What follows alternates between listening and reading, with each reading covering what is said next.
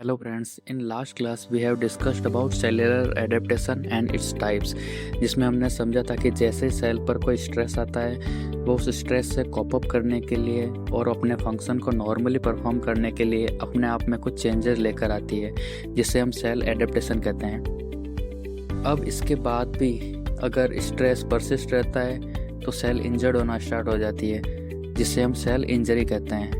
तो what is cell injury? Cell injury refers to damage or harm caused to cell which can disrupt their normal functioning and leads to various cellular response including apoptosis, necrosis, autophagy, inflammation.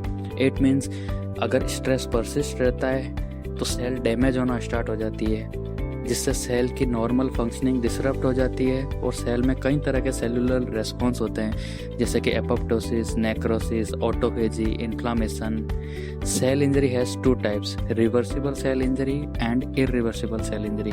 तो पहले हम देखेंगे reversible cell injury, which include temporary damage to cell that can be repaired or restored to normal function if the underlying cause is removed or corrected. Reversible cell injury में अगर हम underline cause को remove या फिर correct कर दे तो cell में हुए टेम्परेरी डैमेज को रिपेयर या रिस्टोर किया जा सकता है। अब हम देखेंगे रिवर्सिबल सेल इंजरी के कुछ कैरेक्टरिस्टिक्स, जैसे कि इसमें सेल वाइबल रहती है, सेलुलर फंक्शन इम्पेयर्ड होते हैं बट लॉस्ट नहीं होते, इसमें डैमेज भी सेल के कुछ कंपोनेंट तक ही लिमिटेड रहता है, और लास्ट सेल रिकवर कर सकती है अगर स्ट्रेस को रिमूव कर दिया जाए। वहीं दूसरी तरफ इरिवर्सिबल सेल इंजरी में सेल परमानेंट डैमेज हो जाती है, जिससे वापस सेल के फंक्शन को नॉर्मली रिपेयर या रिस्टोर नहीं किया जा सकता है ना, जिससे सेल डेथ या सेलुलर डिसफंक्शन हो जाता है। इसके इम्पोर्टेंट कैरेक्टरिस्टिक्स की बात करें तो इसमें सेल डेथ या परमानेंट सेल्युलर डिसफंक्शन होता है। सेल के क्रिटिकल कंपोनेंट में इररिप्लेबल डैमेज मीन्स ऐसे डैमेज जिसे रिस्टोर नहीं किया जा सके हो जाता है। सेल का होम्योस्टेसिस लॉस हो जाता है और वापस सेल की रिकवरी पॉसिबल नहीं होती है। अब हम रिवर्सिबल सेल इंजरी और इरिवर्सिबल सेल इंजरी को डिफरेंट कैरेक्टरिस्टिक्स के अकॉर्डिंग डिफरेंशिएट करके समझेंगे, जैसे कि gross changes, cell membrane changes, changes in all cell organelle and nuclear changes. पहले हम डिस्कस करेंगे ग्रॉस चेंजेस। तो रिवर्सिबल सेल इंजरी में जनरलाइज्ड सेल स्वेलिंग होगी, जबकि इरिवर्सिबल सेल इंजरी में सेल श्रिंक होगी। रिवर्सिबल सेल इंजरी में सेल मेम्ब्रेन इंटैक्ट होगी और ब्लेब बनेंगे, वहीं दूसरी तरफ इरिवर्सिबल सेल इंजरी में सेल मेम्ब्रेन डिस्टर्ब हो जाएगी और यहाँ कोई ब्लेब फॉर्मेशन नहीं होगी। नेक्स्ट हम डिफरेंट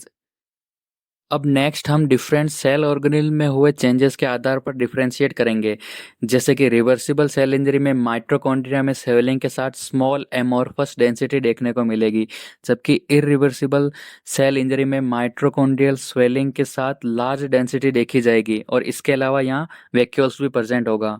नेक्स्ट एंडोप्लाज्मिक रेटिकुलम और राइबोसोम की बात करें तो एंडोप्लाज्मिक रेटिकुलम की स्वेलिंग हो जाएगी और राइबोसोम एंडोप्लाज्मिक रेटिकुलम से डिटैच होना स्टार्ट हो जाएंगे, जबकि इरिवर्सिबल सेल इंजरी में एंडोप्लाज्मिक रेटिकुलम टूट जाएगी और राइबोसोम डिटैच होना स्टार्ट हो जाएंगे। लाइसोसोम्स की बात करें तो रिवर्सिबल सेल इंजरी में लाइसोसोम में ऑटोफेजी हो जाएगी। इट मीन्स लाइसोसोम्स अपने ही सेल ऑर्गेनेल को खाना स्टार्ट कर देगा, जबकि इरिवर्सिबल सेल इंजरी में लाइसोसोम स्वेल होके फट जाएगा और यहाँ लाइसोसोम का ऑटोलाइसिस हो जाएगा।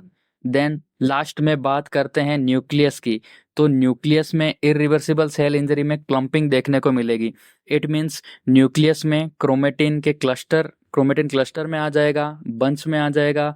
वहीं दूसरी तरफ इरिवर्सिबल सेल इंजरी में न्यूक्लियस में कोई भी क्लम्पिंग नहीं होती है। यहाँ 3 टाइप के चेंजेस होते हैं न्यूक्लियस में, pyknosis, karyorrhexis and karyolysis. Pyknosis means nucleus become more blue. Normally nucleus blue होता है लेकिन पिक्नोसिस में और डार्क ब्लू हो जाता है। Karyorrhexis means fragmentation of pyknotic nucleus, means pyknotic nucleus छोटे छोटे फ्रेगमेंट टुकड़ों में टूट जाएगा। और last karyolysis means fading of basophil nucleus, means blue colour होता है न्यूक्लियस का, वो धीरे धीरे फेड हो जाएगा। इट मीन्स जो भी छोटे छोटे टुकड़ों में फ्रेगमेंट हुए थे, छोटे छोटे टुकड़ों में बटा था, वो छोटे छोटे टुकड़े फेड हो जाएंगे और जो ब्लू कलर है वो डिसअपियर हो जाएगा। होप आप आज की क्लास अच्छी लगी होगी। Thank you.